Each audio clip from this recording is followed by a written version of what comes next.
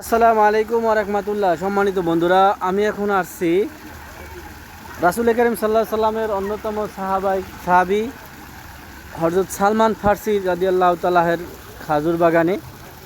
সেই খাজুর বাগান, যে খাজুর বাগানের একটি খাজুরের বিনিময়ে 100 খাজুরের গাছ রোপণ করে সেই খাজুর গাছে যখন খাজুর ধরেছিল, তারপরে সালমান ফার্সিকে ইহুদিদের কাছ থেকে মুক্ত করা হয়েছিল। সেই খাজুর বাগান, যেটা কিন্তু অসম্ভব সুন্দর দেখতেই পাচ্ছেন। এবং এই খেজুর বাগানের ভিতরে দেখুন যে কত সুন্দর সবুজ গাছ রোপণ করা হয়েছে এবং অনেক সুন্দর করে এই গাছগুলোকে রক্ষণাবেক্ষণ করা হয়েছে, যাতে করে বিশ্বের বিভিন্ন প্রান্ত থেকে হাজী সাহেবেরা এসে অনেক সুন্দরভাবে এই গাছ দেখতে পারে এবং এই বাগানের ভিতরে ঘুরতে পারে। অসম্ভব সুন্দর করে এখানে এই গাছগুলোকে সংরক্ষণ করা হয়েছে এবং অনেক সুন্দর পরিবেশ তৈরি করা হয়েছে। এখানে বসে আপনারা চাইলে কিন্তু সুন্দর সুন্দর বিভিন্ন দেশের খাবার খেতে পারবেন, কারণ এখানে রয়েছে অনেকগুলো রেস্টুরেন্ট, যে রেস্টুরেন্ট থেকে আপনি কিন্তু অনায়াসেই আপনি সৌদি এবং বিভিন্ন দেশের খাবার অনায়াসেই খেতে পারবেন। তো সম্মানিতরা বন্ধুরা, দেখতেই পাচ্ছেন অনেক রাত, তারপরও অনেক লোক কিন্তু। তো এটা যদি দিনের বেলা হতো তাহলে কি পরিমাণ লোক হতো একটু চিন্তা ভাবনা করেন তো।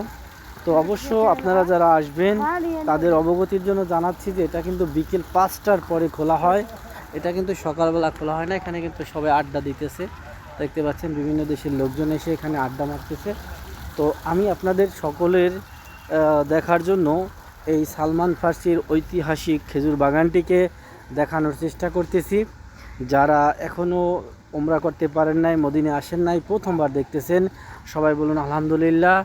এবং তারা সুবহানাল্লাহ, আল্লাহু আকবার, তারা সবাইকে দেখার সুযোগ করে দেবেন। আশা করি আল্লাহ আপনাদেরকে প্রত্যেককে অন্তত একবারের জন্য হলেও হজে মক্কা জিয়ারতে মদিনা নসিব করার তৌফিক দান করুক। এখানে দেখুন সৌদির নারীরা সবাই কিন্তু বোকরা পরে আসছে, এখানে বিভিন্ন রাতের খাবার খাচ্ছে, দেখতেই পাচ্ছেন।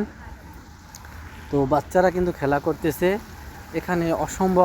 অসম্ভব সুন্দর এই জায়গাটা, যেটা আপনারা না আসলে বিশ্বাস করবেন না। দেখতেই পাচ্ছেন যে খুবই সুন্দর একটি জায়গা।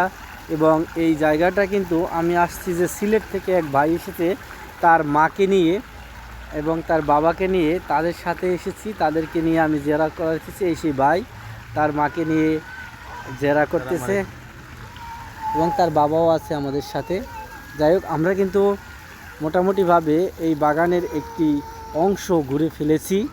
এখন আমরা ভিডিওটা বড় হওয়া